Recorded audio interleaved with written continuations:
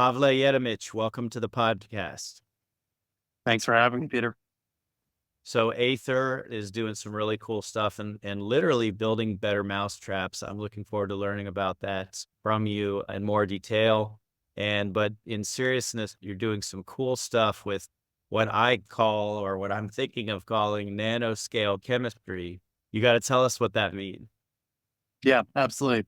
So the whole idea behind the company is, what kind of products and what kind of technologies could we build if we were able to just rearrange atoms in any pattern we wanted, kind of like building things from Tinker Toys, but with atoms instead of the Tinker Toys. And if we could do that efficiently and at scale. So what we do is we take these nanoscale machines called proteins that, every living system is made from. And we use our AI and our robotic platform to engineer these proteins to rearrange atoms on demand in whatever kind of arrangement we want. And specifically, we've really settled on two types of programs and two types of products we build with this capability. One is our mining program, where we've developed this entirely new class of protein that, to your earlier metaphor, they're basically little mousetraps where as soon as an atom, a desired atom, like a titanium atom or a lithium atom floats by, they snap and grab onto that atom until we tell it to release. So that allows us to mine different metals in a very environmentally friendly, but also extremely cost-effective way. And another program is a new class of polymer we've created with some of these proteins that is basically a programmable material that changes its behavior based off impact or temperature. You could almost think of it as a self-healing material. That's one of the capabilities that it has. So we build products based off of this. So everything we do, from nanoscale chemistry, people working with super small samples in a robotic laboratory, to large scale up and, 30 liter or 300 liter reactors running, trying to actually manufacture tens of kilograms of our products and testing it with customers across the world. That's incredible. So much is going into new types of materials, call them advanced materials, green materials. And you're right in the thick of that with plastics and with metals, which are just two areas that are so important. Can you talk sort of applications? Are you guys getting to the point where you can visualize how people are going to use these things? Totally. So I think on the mineral side, our lead program right now is our lithium extraction technology. So we are at the pilot phase right now. We actually just built our pilot and we're about to deploy it in the field probably in the next 3 months. First we're going to test it in the lab, make sure nothing leaks. And then once nothing's leaking, we'll put it in the field. So the idea behind this technology and sort of the product we're building here is the lithium extraction tech uses these incredibly high selectivity lithium binding proteins that we developed, those little mousetraps for lithium. And what's really exciting about this tech is if it works the way we think it will in the field, which, we'll find out. This will allow the United States to become the world's largest producer of battery grade lithium, because a lot of lithium deposits in the United States are considered low grade, which, and I'm using air quotes here for the people listening. And all that means is the concentration of lithium is lower than what can be commercially extracted today using existing technologies. Our tech should work in those fields and should work at really competitive price point, much lower than anyone else. And so if we're able to actually prove that in the field, you can start to imagine a world where especially the middle of the country, there are just these, clusters of shipping container size extractor systems that are pumping lithium out of the ground and producing battery grade lithium for battery manufacturing anywhere in the United States and eventually all over the world. So that's our lithium program in a nutshell. And, we will be working on other metals afterwards, but focus is important. So lithium is the main focus right now. And on the material side, the main application right now is in the 3D printing space. So one of these new polymers we've created, when you blend it with existing high performance materials, like high performance nylon carbon fiber, which is used in a lot of drone parts, for example, it has three things that it does to the mother material, the nylon, which is really valuable. The first is it lowers the melting temperature and increases the rate at which you can 3D print, in some cases almost 3 times as fast as the mother material itself without our additive. You increase the tensile strength pretty dramatically on the back end, and you just increase the overall resilience of the material. It doesn't degrade when it's exposed to water, for example. So that's an initial application of our first additive. There's going to be a lot more on top of that, including self-healing armor. We'll probably start working on that early next year. Dude, it's so great you went there, because I was going to make the Iron Man reference, but we'll totally get to that later. Yeah. I love the lithium because, in me focusing heavily in the energy industry, we see that as a Yep. huge problem, right? I mean, it's just the places that you get lithium from are maybe not the best, maybe not our friends. If we could get it Right. from home, that would be amazing.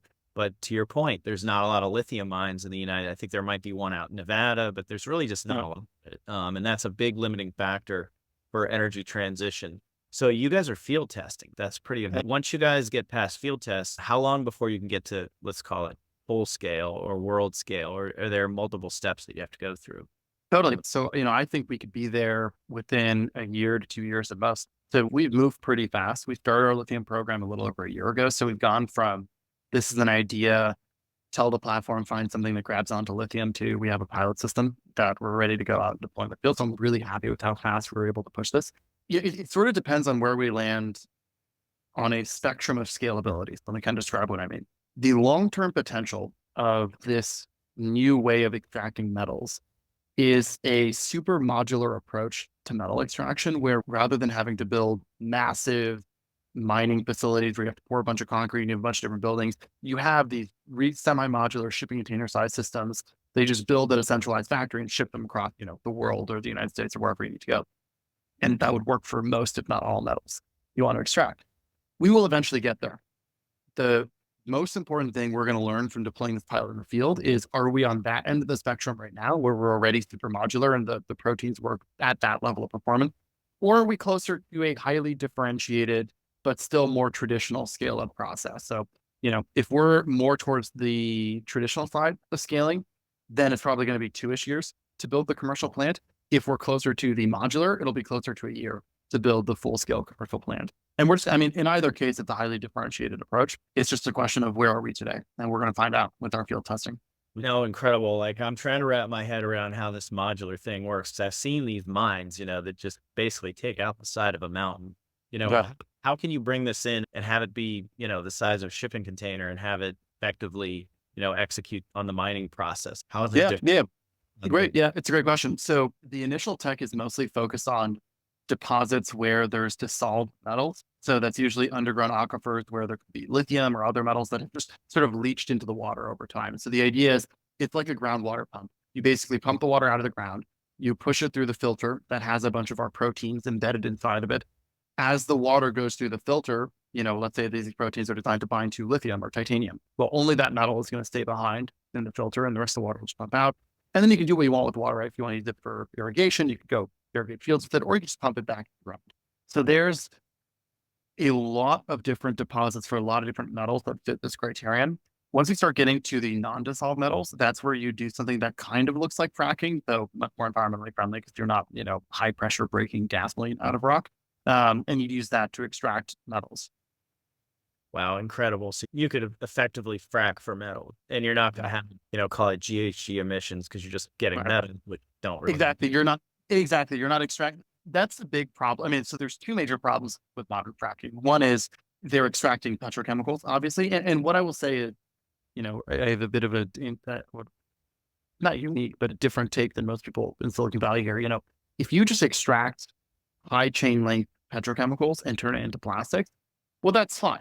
The problem is burning them, right? So I'm not a fan of burning petrochemicals. I'm okay with using high grade carbon to produce other complex products. That's okay.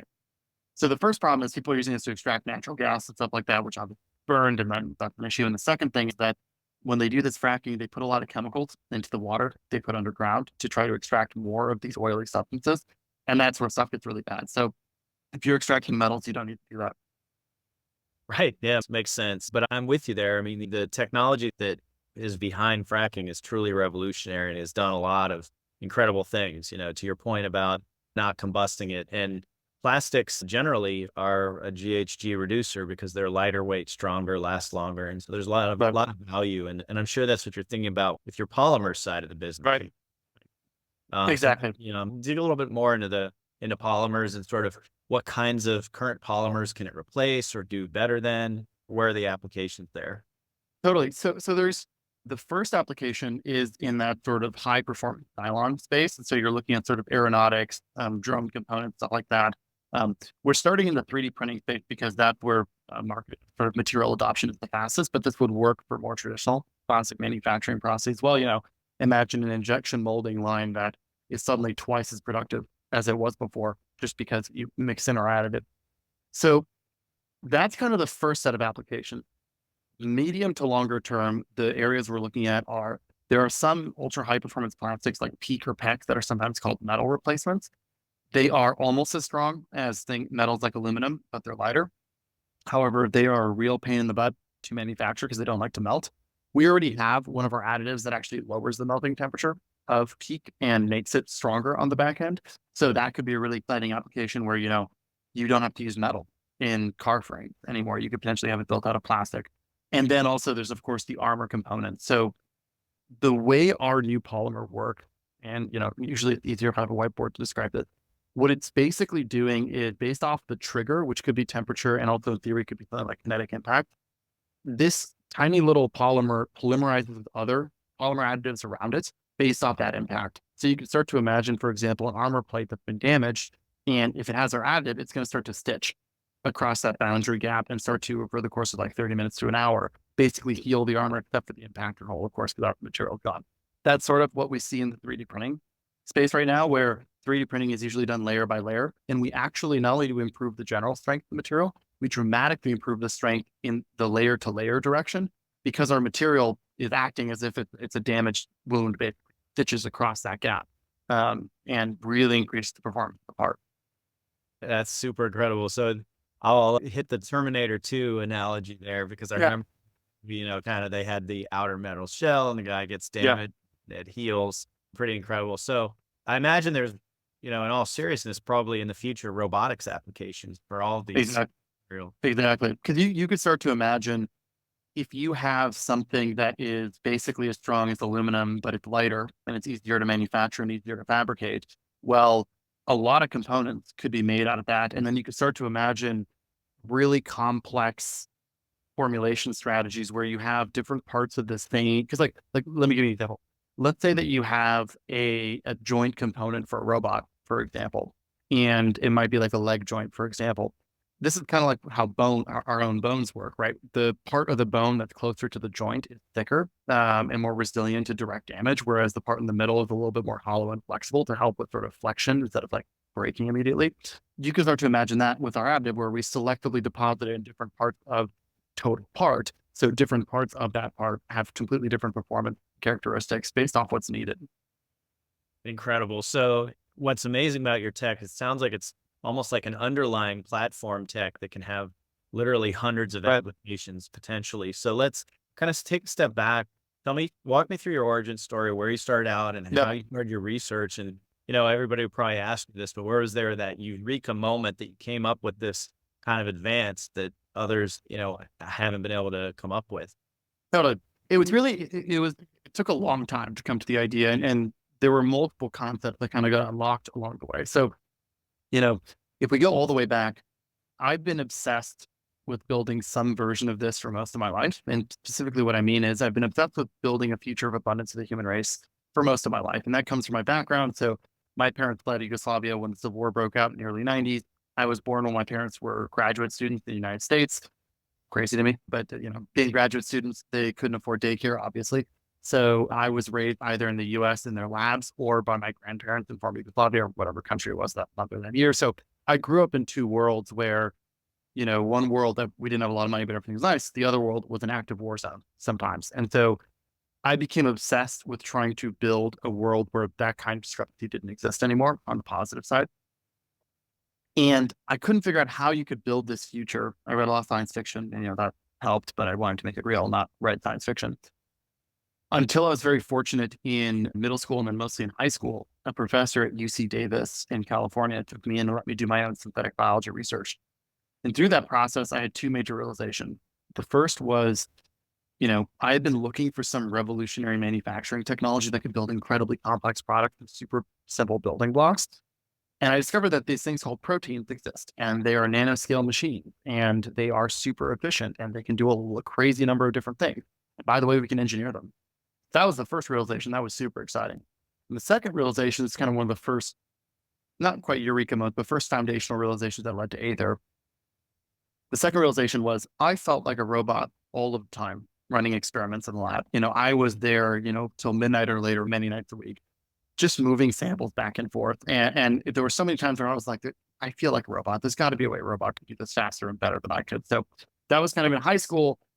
The realization was, if we're going to build this future of abundance, we're going to build real nanoscale machinery. Biology is the starting point, at least these proteins are the starting point to build those nanoscale machines. And we're probably going to want to automate the process of designing these because it just feels like a waste of human time. Then in undergrad at Santa Cruz, I did a lot of machine learning and computational biology and also computational that sort of thing. And I realized that, we were getting pretty good at using machine learning to solve problems that humans are not necessarily well equipped to solve ourselves. But the problem that I realized was, as I started thinking about the idea of applying machine learning to designing proteins, in machine learning, in at least supervised machine learning, you have your data point, which could be like an image that may or may not have a cow, for example. And then you have the label, right, which could say cat or dog or whatever, hot dog or not hot dog, and these algorithms start to work very well when you have very large, well-labeled data sets. And the problem in the protein engineering space is, one, there weren't a lot of large data sets. Public data sets have a lot of problems with them. And believe me, I tried a lot of quality issues with them. And the second problem, and I think this is really a core concept at Aether that I haven't really seen replicated anywhere else. I realized that, proteins, because these protein nanoscale machines are, I'll show you this, they're blobby, for lack of a better word. These machines are not like metal machines at the macro scale, right? It's not like the cylinders in your car. These things are blob, and they are mechanical blobs, but they're still blobs, and they're flexible, and they kind of bounce around, do all these kind of things. Because they have this flexibility, they have what biologists term promiscuity. So what that means is a enzyme or a protein that does one thing also might do a bunch of other things that don't even seem related to what we think is its primary function. So it has a bunch of different functionality. So if you think about that idea of the protein as your image with potentially a cabinet and the label, if you test that protein against only one functionality, you have an incomplete labeling of what that protein actually is. You have not properly described its full set of functions that it can execute.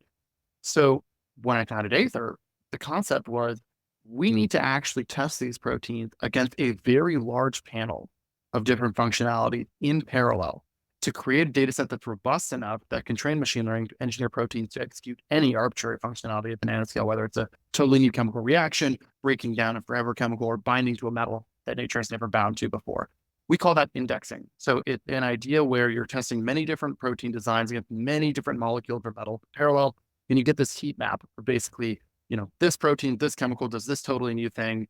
This other protein, this other chemical does this other totally novel thing. And then you train the machine learning based off it. So, and, I will tell you that it's been one of the most humbling experiences of my life, probably the most humbling experience of my life. Building a robotic platform was way harder than I thought it was going to be, but it's working now, which is great. That is awesome. And so I have to ask the AI question, but I would imagine that AI make you guys better because it's just Exactly. machine learning better, which is going to make your Yeah, testing procedure and construction of these new metals and materials better. exactly. So the machine learning has always been a core component of the company. And the models we've built, I mean, years ago, I wrote the first version of the models. Those are no longer used because I can write scripts, but I can't write infrastructure. But, machine learning has always been the core to what the company does. And what's interesting about us is that our machine learning works uniquely because of the data we can generate, right? I could give another company that does protein engineering our models, and they wouldn't be able to do anything with them because they can't generate the data that we can generate and the richness of data that we can generate. So that's really the core concept, is there's this data moat that we keep building of data that we generate, that we're the only people on the planet, as far as I know, that can generate. We've already discovered accidentally tons of new chemical reactions that people don't even know are possible, that we could build future products based off of. That trains machine learning that then goes and builds new types of proteins that even entirely new types of chemical reactions on top of that. Yeah. So as the machine learning gets better, your results get better, which is awesome. And so, well, that question is a good lead into, or the comment's a good lead into the next question, which is about your fundraising. So it looks like you guys did the impossible, raised money last year, which is amazing. I'm sure it wasn't easy. Maybe talk to sort of moving from science into the fundraising aspect of the business. I'm sure you're at the forefront of it, and just kind of what that process was like for you guys. Yeah, I mean, it was not easy. It is. We were talking earlier. It's a total dumpster fire last year in the fundraising market. So yeah, I mean, I have a lot of thought. Most of my life is fundraising, which is crazy. We're obviously very fortunate that we were able to fundraise. A lot of companies were not able to, and in particular, the companies that raised crazy valuations in 2021 are now kind of in a terrible position. So silver lining, I guess, that we didn't raise at a crazy valuation at that time. But when I think about fundraising, I think one of the interesting things about Aether, and we kind of hinted at the beginning, is there is a lot that Aether can theoretically do, right? We are technically a arbitrary chemical or chemical reaction company. So everything in our world is made from chemical reactions. So in theory, with quotation marks, we could do whatever we wanted. So I think even from a company strategy perspective and from a fundraising perspective, a lot of our work has been, how do we focus on the areas where we're going to have the greatest impact and generate the most value in the shortest amount of time? And how do we, say no to things or kill things that, maybe looked promising, but are no longer worth the time and the effort? And I think that's been very important from a fundraising perspective, to present a cohesive narrative to say, look, there's this platform and here's how we're going to commercialize it and build products. And I think one of the big changes for me personally, from a strategic perspective, that influenced our fundraise is, I think, if you look at most platform companies in whatever space you want, whatever kind of hard tech space you want, I think there's a lot of platform companies, and we were a part of this group until, a year and a half ago, where they really hope, and their strategy is basically based off this hope, that all they need to do is run the platform until they find some cool IP, and then they can go find a commercial partner and take it from there, and they'll just get a percentage of the back end. And I definitely, you talked to me a year and a half ago, I would have been like, yeah, that's kind of our strategy, or maybe 2 years ago. That's bullshit in most applications. I'm sure that there are exceptions, but the reality is, and like, I'll be specific for us, we have some really incredible protein that can bind to lithium with really high selectivity. But the way you're actually going to unlock value is by taking those proteins and actually building the end-to-end mining system. And then maybe you go sign a license deal at that point, if that works. But it's not just about that flywheel of designing new protein-based or chemical IP. You have to have a separate flywheel, which is actually your product design flywheel, where a lot of what I've been focused on when I spend time internally at the company is, okay, we are really damn good at engineering proteins. We got really good at that. Now I'm looking at metrics like, how long does it take us from the moment we have an interesting protein in the lab to I have a product prototype that I can hold in my hand that uses that protein? And, it used to be 12 weeks. Now it's 6 weeks, probably can get down to 3 weeks in the next couple of months. And that's just absolutely crucial, because at the end of the day, a customer, whether they're buying lithium from you, or they're buying a self-healing material, or they're buying a license to your technology, they want to see something that can generate value. And so you really have to invest in the capabilities and the vertical integration to be able to take that interesting IP and make the product from it. I couldn't agree more. And you hear Elon pounding the table all the time on how much harder manufacturing was than designing the Yeah. first cars, just the scale up. And so, yeah, the other big companies that are out there, they can't afford to lose a lot of money. You see Yeah. these billions and billions of dollars companies, but their margins are tight. And so Yep. they're really just not able to risk losing money. So they need exactly what you said, somebody that's already proven out the manufacturing or the product development part of the whole cycle. So Totally, dude. I mean, it's incredible.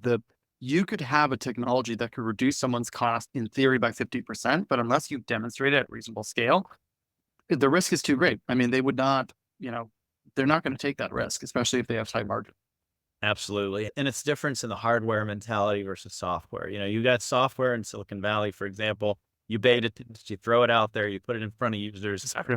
getting it debugged is not that hard. But when it comes to hardware, it is very hard. And so you guys Yeah. create tremendous value by doing that part of the step for the potential future customers. Yeah. I had, our head of IP told me a few days ago a quote that I thought was really valuable. He told me, IP that is not yet at commercial scale is valued at less than you think. And IP that is at commercial scale is valued at more than you think. But it all turns on, is it commercially scaled? Yeah, you just watch Tesla's stock price and how it was, and you know, I remember when everybody was saying Elon was dumb because he bet his PayPal fortune on Tesla and, what a dumb move that was. And he's probably going to go to zero. And then, once he solved the manufacturing challenge, the stock just went to the moon. And Yeah. that's as dumb as the public markets can be. In the long run, they tend to get it right. So Yeah. a lot of value has been created there. So you told us about two awesome applications, metals and polymers.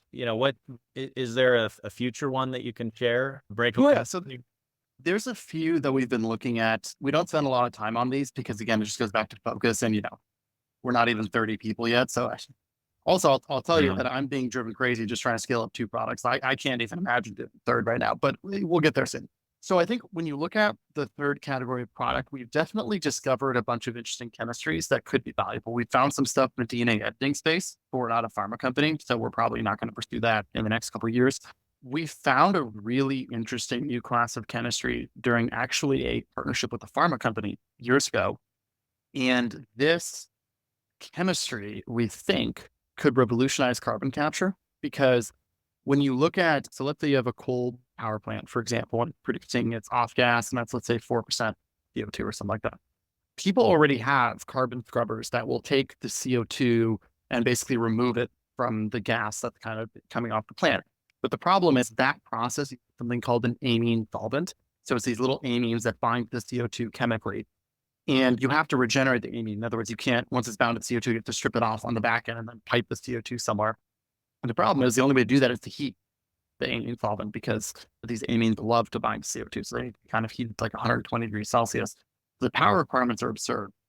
And in fact, one of the commercial deployments of the system required a second power plant to be built just to power the carbon scrubber. It's kind of nuts. Yeah, it's not commercial. Exactly. It was sort of ridiculous.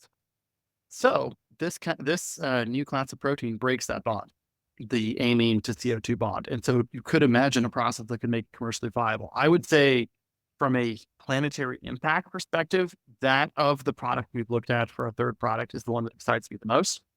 The reason why we're not working on it today is simply because, I'm not fully convinced the market has matured to the point where I could generate revenue based off of it in under 2 years. I think we're close. We'll probably start working on it maybe early next year. But, compared to lithium, where I know I can generate revenue in the next 2 years, and with material player where I know I can generate revenue, makes sense to work on those two first. No, for sure. And I won't mention the company, but I was talking to a company the other day in the venture group about challenges of getting lithium. So I know that it's an actual problem. And they say it's a lot easier to sell painkillers than it is to sell vitamins. So I'd say going after lithium first is probably a great idea. Yeah. And then, after lithium, we're looking at rare earth elements. Titanium is a possibility. I mean, my dad's a civil engineer. So I've talked to him years ago about, what if titanium was as cheap as steel? And he's like, well, mile high skyscrapers become straightforward at that point. So there's a lot more stuff to do in both minerals and materials before we look at our third category of product. So you mentioned your dad. I like to sort of start to wrap up on a personal note. It's pretty incredible that your parents left, the former Yugoslavia, came here. I mean, that had to be an incredible experience for you. I'm sure there's a lot of, maybe pain for you and having to be around the lab and all those hours and hours. But would you change anything about your childhood, or do you think that like really contributed to who you are as a person? I think it massively contributed to who I am. I mean, my parents did not have a lot growing up. I mean, they're both now tenured professors. So, professors don't get paid a ton, but there's security, right? So we're comfortable now. But when I was young, it was definitely a bit sketchier. I wouldn't really change it. I think it built a lot of my character and who I am, being able to live in those two worlds, yeah, I wouldn't change a thing. I think it was really an incredible experience and a very unique experience that has led to who I am today. Yeah, absolutely. I think those formative experiences are awesome. My son just graduated UCF. He's a game designer, programmer, so I got to throw a shout out to him. But I remember when one of my companies before was e-commerce. I remember him climbing up on the stacks and stacks of the products in the warehouse. Yeah. And he was always around me. So I'm sure that contribute, to life. Oh, yeah, totally. I mean, I think I would not, obviously, I don't remember most of my formative years, but I would not be shocked if me spending a ton of time in electrical engineering, civil engineering labs is one of the reasons why I'm so obsessed with technology. There's photos of me just like playing around with oscilloscopes for hours at a time. So yeah, I'm sure that had huge impact on me.